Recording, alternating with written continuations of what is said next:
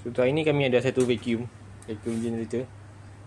So untuk ni kami akan cuci filter yang babuk ni.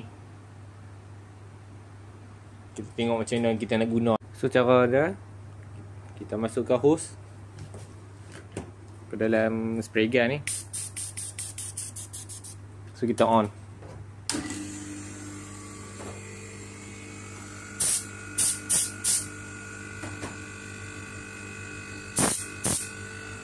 Okay. Lepas tu kita tembak filter ni.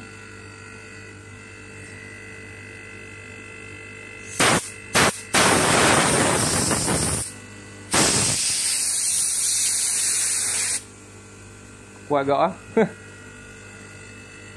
So sekali habuk dia boleh akan ni kan. Dia akan cuci kan. Tengok. Kalau jenis habuk dia akan keluar.